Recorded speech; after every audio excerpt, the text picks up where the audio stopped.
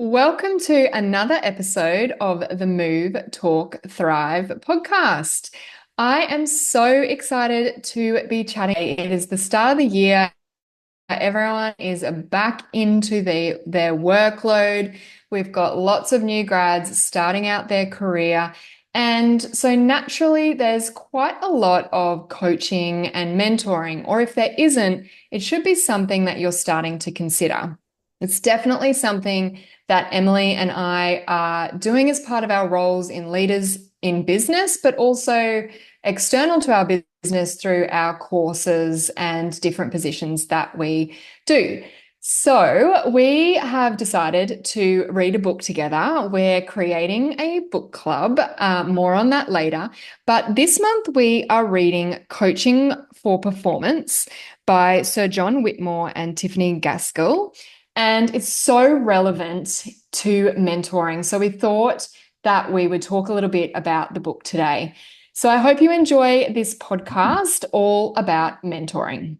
We are child development obsessed, business besties, and mums, and we're here to spill all our secrets. We have a combined 30 years experience working with children, and each episode we will bring you up-to-date research and evidence-based strategies to set your children up to thrive. I'm Lizzy Dawson, Australian exercise physiologist. I'm Emily Mackey, Australian speech pathologist, and this is the Move, Talk, Thrive podcast.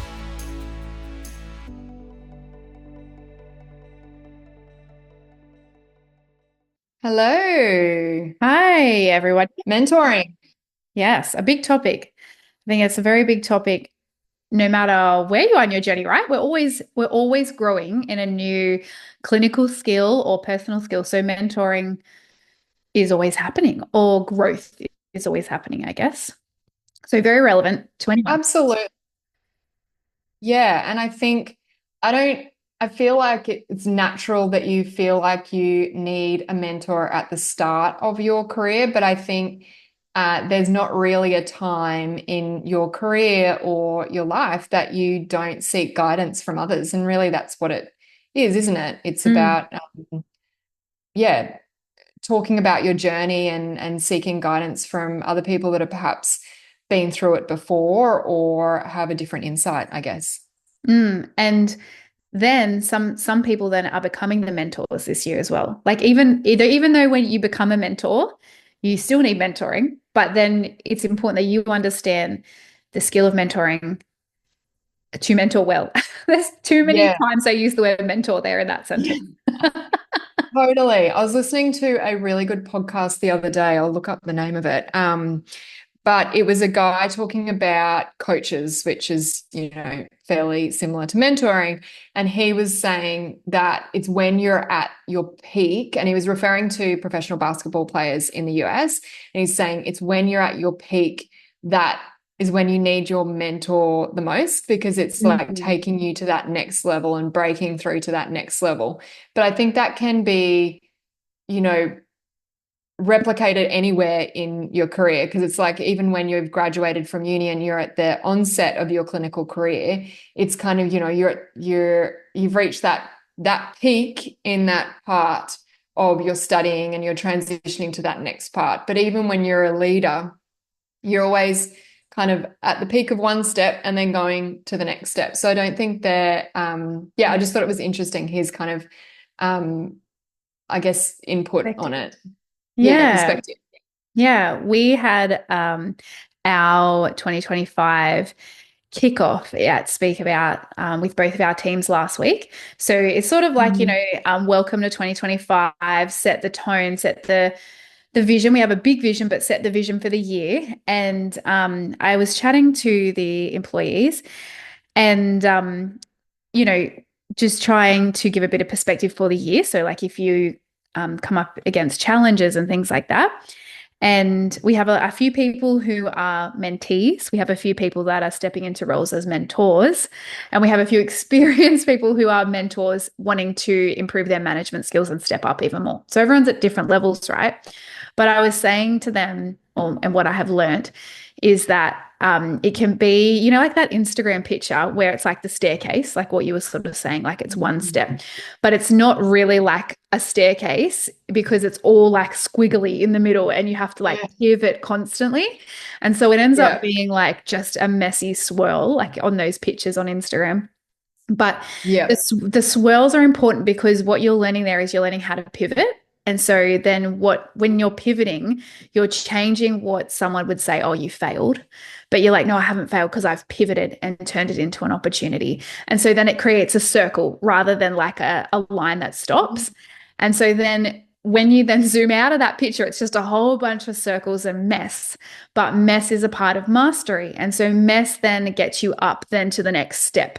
So it's a really interesting perspective because often we think when we're learning something new, oh, it has to be pretty smooth sailing. I don't want anyone to see my gaps or my failures, but it actually is just a very necessary part of learning. So if you're a mentee, there is mess in the mastery to becoming a mentor. If you've stepped into mentoring, there is mess in the mastery to becoming, even greater mentor. And so then if you're then wanting to improve as a mentor up higher and higher, which you're classified as a leader, like being a mentor is a leader. If you want to improve in your leadership skills, it's all messy to get to the mastery. And often people only see the mastery like that pinnacle or that top point. And so people then think, oh, it has to be very smooth sailing. But the reality is it's not. And so that can be, I guess, if we're talking about the context of mentoring, that can be a little hard because when you're mentoring, it involves another person, right? And so your mess or your process of mess can then impact someone else other than just yourself. Or actually, even if you were the mentee, it may impact your clients, right? So I think that can be something that can be really challenging because, you know, we don't want to negatively impact others. Obviously, that's not our intention. But if mess is a part of mastery and you're trying to work with other people, how do we sort of positively navigate that without other people having really negative experiences? So it's a whole sort of thought process, isn't it? Well, I think it's just it's almost like a paradigm shift, isn't it? It's like how you look at something. I saw a really good Instagram quote this morning. You grow through what you go through, which I really liked because I feel like I've been going through lots over the last 12 months, but I'm learning so much. And I think we've referenced this sort of mindset a lot in our podcast. But it's really, really true, I think. And I think, you need to be open to being vulnerable to be able to unpack things. And I think that's the big part of mentoring, because sometimes it's someone holding up a mirror of what is going on for you to identify it for yourself. And that then takes vulnerability, curiosity, awareness, persistence and consistency to learn from what you have gone through and how you react as a person, which I think is difficult but really empowering at the same time. And the vulnerability is so important because sometimes it can be easier to be vulnerable when you're the mentee. But if you get given a Mm. title or you're a mentor, you think, okay, I can't be vulnerable anymore. But that's really important that you are vulnerable to maintain that trusting relationship, which is what makes mentoring work, is trust, safety. So, you know, it's a psychological battle, isn't it? Because you think, okay, I've been promoted now to mentor, so I have to have it all together. Or, I've been promoted now because I've got my graduation certificate. I'm not a student anymore.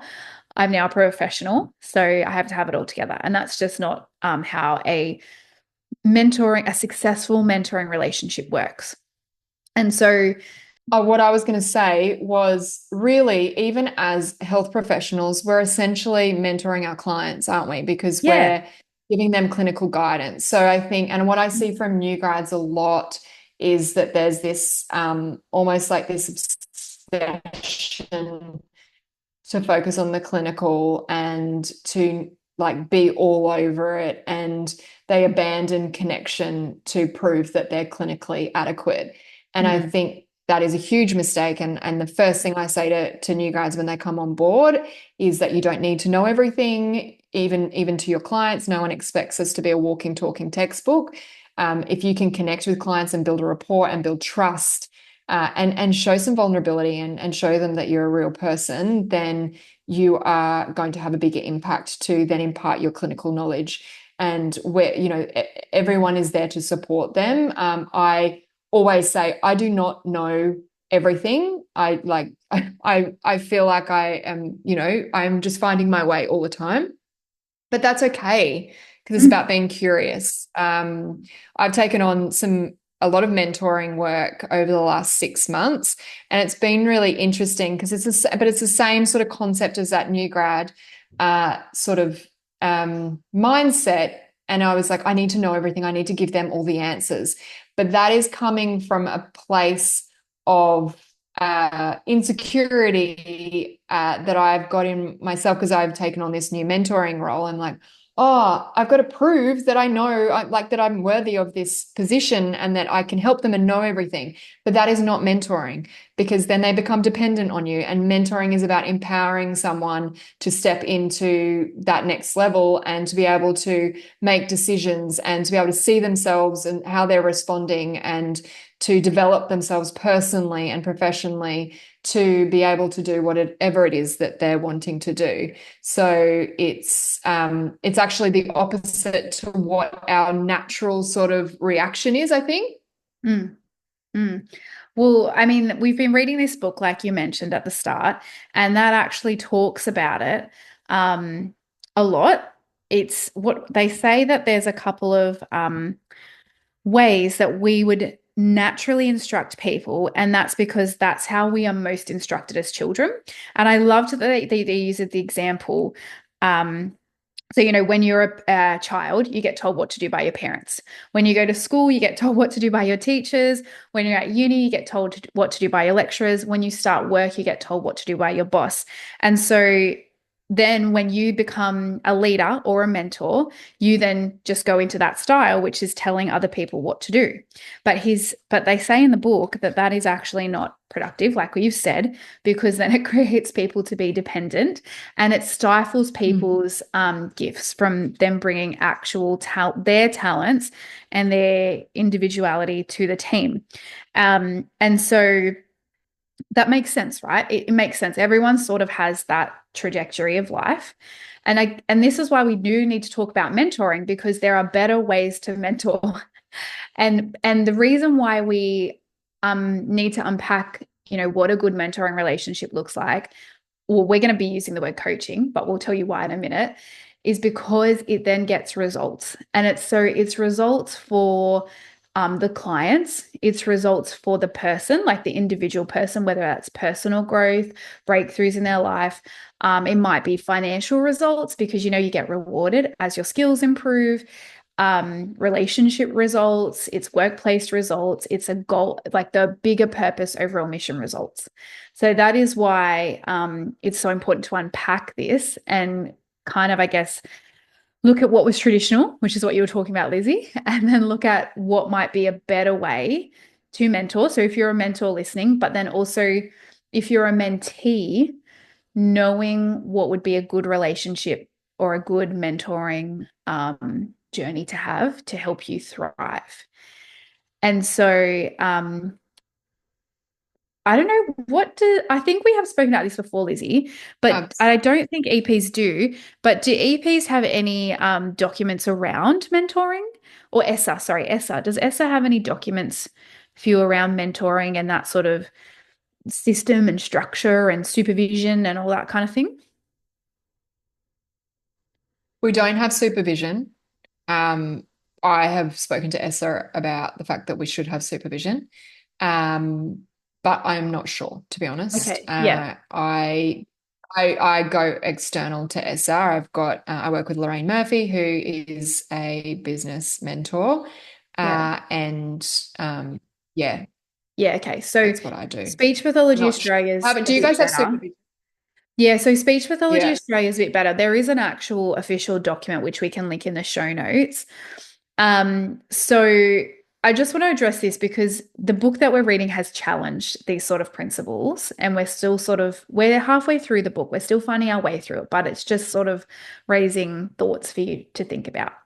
So, I mean, previously SPA or Speech Pathology Australia says you need to have supervision, mentoring, and coaching as an important part of your workplace. So, supervision is clinical, mentoring is clinical, and coaching is more personal. So, we've adapted that model. Let's speak about. We've been doing that. I've been doing the coaching element of that for 2 years now. We've always had supervision and mentoring. It's a whole thing. And that's like one-on-one, but we also have group things as well. Where Lizzy and I now, we chose this book, Coaching for Performance, and they are sort of saying that, like they're redefining coaching for us. Coaching is the term used to unlock people's potential to maximize their own performance. And they were basically saying that if a coach can help, someone else, a player, an employee, or whoever it is that they're working with, to remove or reduce internal obstacles to performance. So that's internal things inside them. An unexpected natural ability to learn and to perform will occur without the need for much technical input from the coach. And so they're basically saying that this word coaching and the act of coaching should be applied through everything, not just as a separate segment. Like we should be coaching through supervision. We should be coaching through mentoring and coaching through coaching. But then if you just put it all together, you're coaching someone so that they can achieve the best possible result clinically and like professionally and personally. So it's really challenging me. Do we break it up? Or is it just a way of being, a way of talking, and a way of engaging with people so it is all one, whether it's technical or clinical or not? I think it's yeah, I think it needs to be it's the way it's like a way of behaving, Yes, that's what it is. Yes. Mindset, behavior. Yes. communicating. Yeah. So I think it's a Process. it's a Yes. style of communication and leading, really, isn't it? Mm. It's interesting. They say, like, so we're having these conversations and these thoughts. They say that mentoring, so people sometimes use the word mentoring Yes. interchangeably with coaching. However, mentoring is Mm. different from coaching because coaching is not dependent on a more experienced person passing down their knowledge. In fact, this undermines the building of self-belief that creates sustained performance. So instead, coaching requires expertise in coaching, not in the subject at Yeah. hand. That's very challenging for So, us as allied health professionals, isn't yeah. it? Because we But think that we have to be like, I mean, I guess if you're teaching a clinical skill, you can't have someone who doesn't know that clinical skill. But then they're saying you can. No, that's challenging my because mindset. it's a mindset thing, and Mm. it's about learning.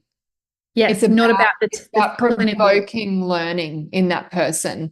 So that Yes. person being willing to look at all the options and reflect on themselves and yeah, I feel like it's a mindset. So Mm. you could go like, and I quite often I guess like Lorraine is a business mentor, so she's mentoring me on business. She's been in business before, but she's not been an exercise physiologist, which is what my business is, but she is mentoring me in business. But I will go to like my brother, for example, who is not, oh, I guess he is as well, because he's higher up, but he's not in business. It's more of a like a mindset thing. So I would say he is more of a coach Mm. to me. Because it's saying She you is a don't business need to go to mentor. someone who has that technical skill. Like you said, it's the mindset and it's the way that you ask thought-provoking questions to get that person to learn.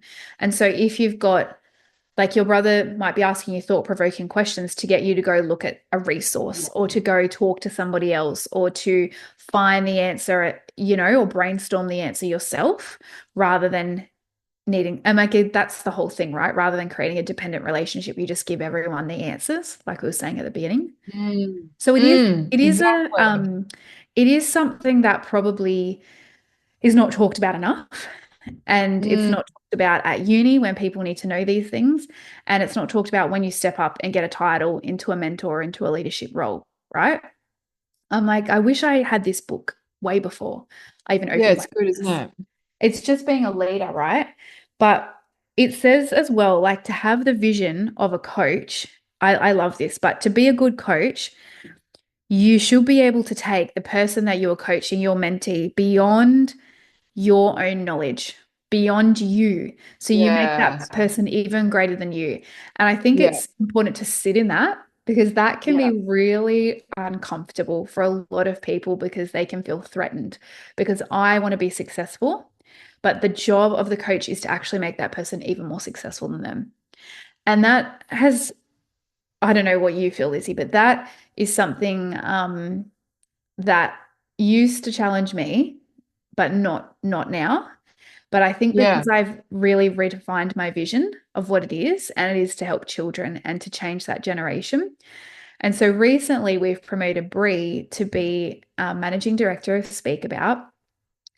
And I was saying to my husband, Mackie, like I'm coaching her. And my goal for her is that she's bigger than I am and better than Yeah. I am. And he was like, oh, how do you feel about that? And I was like, I said to him, it is a bit scary, but I'm reading in this book and I'm trying to implement, but that is the mindset I'm taking into the relationship with her. And so because of that, it makes me ask the right questions, I think, and maybe Yeah. probe and it guides the relationship more than Yeah. being Well, a it's mentor your, out of lack. yeah, and it's your intention and your purpose in regards to coaching her into that Yeah. position. And Yeah. it's bigger than you. It's purpose fueled, not ego fueled.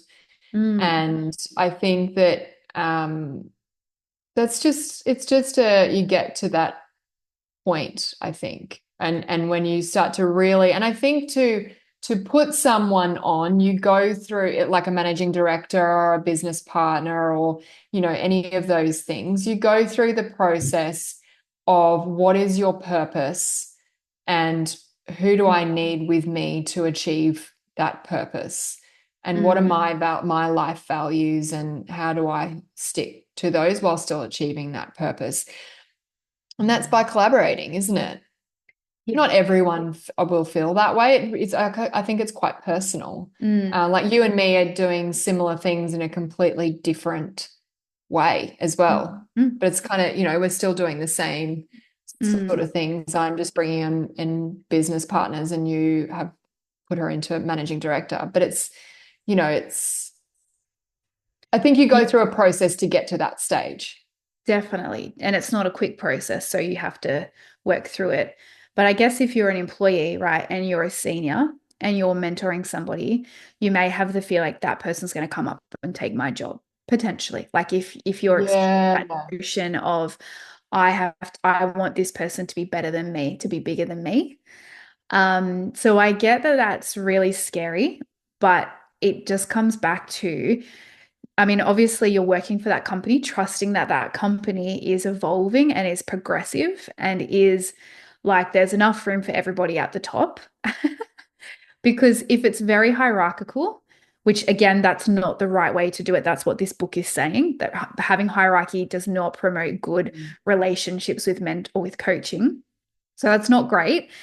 It is okay sometimes to have clarity. Like people need to know whose role is this. So who do I go to speak to and who is in charge of making the final decision? I think that can be helpful. But if the hierarchy is in place to be like, you get down in your place and I'm up in this place, then that probably doesn't promote that belief with you. It's looking at your workplace, it's looking at what you believe, it's looking at your bosses, how progressive are they, how supportive are they, and if you're getting negative questions, I would encourage you to seek out talking to somebody to dissect that because you shouldn't be, I guess, stopping your progress to become an awesome mentor. And you shouldn't be stopping someone else's progress because of underlying beliefs, maybe rooted in fear, which could be because of an unhealthy workplace and could be because of yourself. Depends. Yeah. And I think, what is the top? Like you reference, someone's going to beat you to the top or there's not enough room at the top. Exactly. But what is the top? Like I we're know. ever evolving. So, Yes. like, but again, it's just that mindset of going, it's not, it's not a race, it's not competition, it's No. collaboration. Like it's Yeah. about working together to all get there and it's almost like it's as well like when people look at someone else doing something and they're like, "Oh, why have they got that? I don't have that." Or why have they got this position? I don't have that. Mm. Well, it's about flipping that and going, they've got that position, which means I can get that position. They've got X, Y, and Mm. Z, which means I can have it. It's again, I feel like it's that mindset, and just that shift in mindset. I love that. I love what you just said, like how that person's got that, so I can too. There's progression there, not seeing it as a threat. And that's the whole goal of coaching, Totally. right? To remove threats, to remove fear, to remove invulnerability. And it's just the opposite, to create collaboration to achieve purpose. So, I mean, that's very broad, right? If you're a mentor, if you're mentoring, that's super broad of like, what that is. But I guess maybe if you're a mentor, we've mentioned the terms a few times, dependence, in the podcast so far. But Mm, really, what we want to do as leaders or mentors, we don't want people to be impulsive. So we don't want them like running around, like mm, not knowing what to do and putting out fires and that sort of thing. We don't want people to be dependent, where they're coming to you for every answer. But we also don't want people to be independent either, because that mm, means that they are working for themselves and that they're mm. working for the greater good of themselves. And it's not about independence, it's about interdependence, which is team, which we have talked about before. But with interdependence, that's values and meaning and purpose and knowing collaboration. So if you've got a mentee, people often come and they start at different stages. One person might be in the impulsive stage, one person might be dependent, one person might be independent. But it's knowing what that goal is, like just practically getting them up to the stage of being interdependent, which is working together. People have good self-esteem. People feel like they belong. Their basic needs are met. So, they have a good work environment, workplace. Um, they have all the resources that they need, like their needs being met. They have the assessments that they need, the tools that they need. Like those are the basic needs, I guess. And it's moving up into, where do you see yourself? Like interdependence is like self-actualization. So like for yourself, like how are you having that vision for yourself and the team?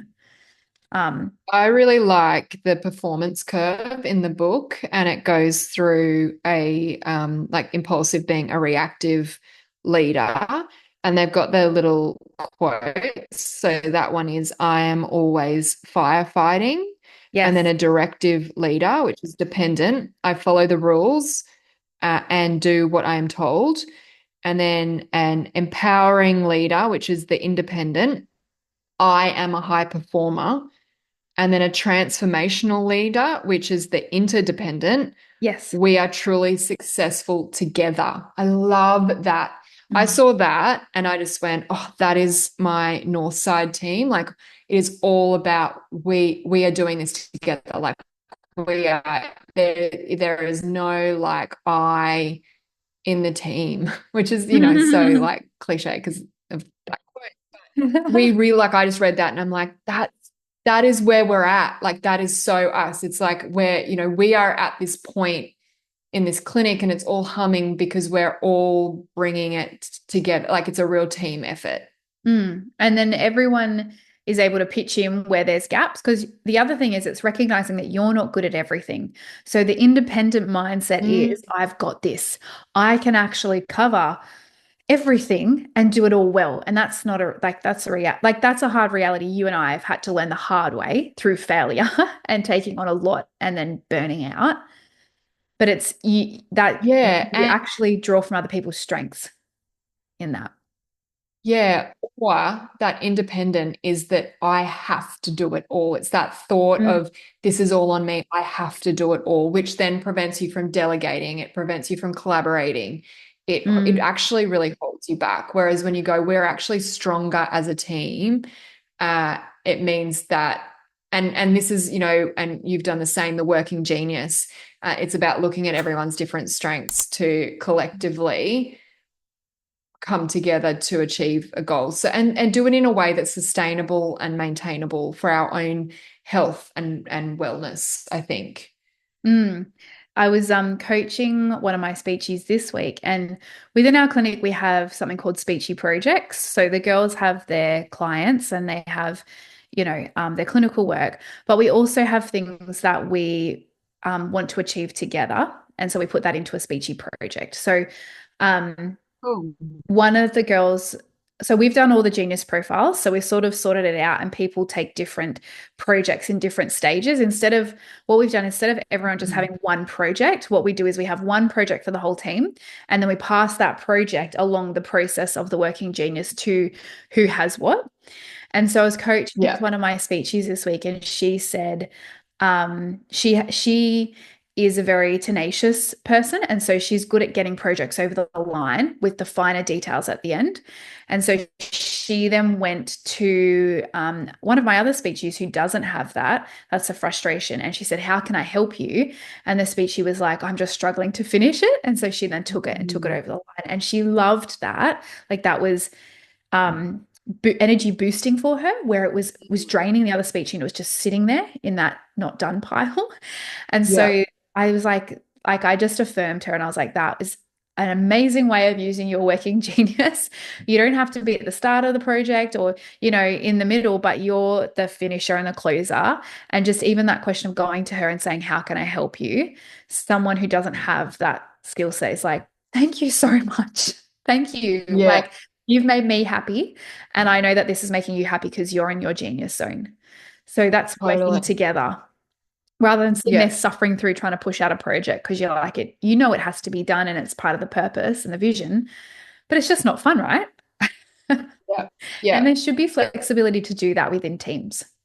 Absolutely. We've done exactly the same with our North Side clinic. So we did the working genius. And then it's really interesting because I'm invention and discernment. And then Josh, for example, is tenacity. So he finishes things off. And I'm like, oh, no wonder he's so like details, but he Mm. won't come up with the ideas. He can't create it, but he can finish it off. Like I'm like, oh, we're going to do this and this and this and this. And then Maddie, who's discernment, he'll be like, oh, but will that work? And we'll look at the logistics. And then Josh will make sure that it's actually finished off and the T's are crosses and the I's are dotted. And it's so refreshing to all be aware of it and talk through and understand what each person is strong at so you can lean on each other. And it's just an empowering way to work, I think. Yeah, absolutely. It fills your cup. Um, and we need energy to work, right? So we need our cups full. There was Mhm. another point in the book which um, I thought was really interesting is and it's probably a good if you're a mentor, it's a good thing to reflect on, and if you're a mentee, it's a good thing to know for yourself, is about how people recall things and information. And so Mm. this is a problem with dictating. So, when you dictate to somebody, like it's like just telling them what to do, because like that's what we were talking about before. That's how you've learned what to do. So when we dictate, it relies on recall. And I have found this time and time again with my team. I would often dictate and then I'd be like, why didn't you do that? Why is that not happening? Like I thought I was Mm. very clear in my instructions. But they actually did a study and they showed there was a study done at IBM, and they were talking about this in the book. They were saying that if someone's dictated to, like just told what to do, their recall after 3 weeks is 70%. And after 3 months, it's 10%. So that is so bad, right? Yeah. Like if you've just told someone what to do, after 3 months, and if it's a repeated thing, there's only 10% of people who actually recall what you've told them to do. So imagine if that's like a So task that you're happy. only doing once a quarter. No, Yeah. it's like you're setting someone up to fail, right? So what they did was they looked at if someone was told and then shown what to do, which is I've also Mhm. done that. Like I'm like, okay, so if I'm not telling you and it's not going through, maybe I'll show you what to do and I'll tell you. Um, it then said the recall was 72% after 3 weeks. So that's not much different to if you're just told. Like it was 70% and then 72. That's not much different. The recall after 3 months was 32%. So that's a little bit difference between 10 and 32, but still not great. Only 32% of people remember after 3 months if you're told and shown. What they said is the key thing, and this is key part of coaching, is the experience. So you have to tell, show, and the person has to experience it. And when they learn, it's based on the premise that people learn best through experience. Like they're just basically saying Mm. that's the theory. Um, is that it's 85% after 3 weeks. So that's amazing, right? 85% of people remember. Um, and then 65% after 3 months. So Oh, that's a wow. huge difference between 10% and 65%. And as a leader, you can very easily get frustrated and being like, why don't you remember? I've told you this. I've told you this. But it's the three key Mm. elements that matter. So being told, shown, and then the person experiencing it. And I just wrote in my book here, uni, because I was like, I actually think that's why Mm. I could never retain anything at uni. I did so badly in Yeah. the theoretical aspect of uni, but I really did really well once I became a therapist because I had the experiential component of it. And I was thinking, like, even placements are not that experience because you're just being tested and you're being told and then you're just trying to show people not and then you're just like not really experiencing it in its true form because it's such a stressful testful situation. And I'm like thinking that's uni, and that's why Mm. so many people are coming out going, I still feel really ill-equipped, and I felt like that. Mm. But I was like, that is so um well articulated. You sort of know it, but it articulates it, and you go, oh my gosh, that is so powerful. Yeah, well, if you think about, and I reference this in my courses, and just in terms of how we learn and retain things. If you think about people that will learn how to ride a bike when they're a child and then not ride a bike for 20 years and be able to get on a bike and be able to Mm. ride a bike because they've experienced it. Whereas ask me to give you some information like from maths class in high school, and there's no way I'll be able to retain that information, but it's our body actually going through that experience Mm, that mm. is so helpful. That's so Um, powerful. So it's important that when mm, you're a mentee, that you are having that winning combination of being told what to do or told what the process is, shown, and then you experience it as well.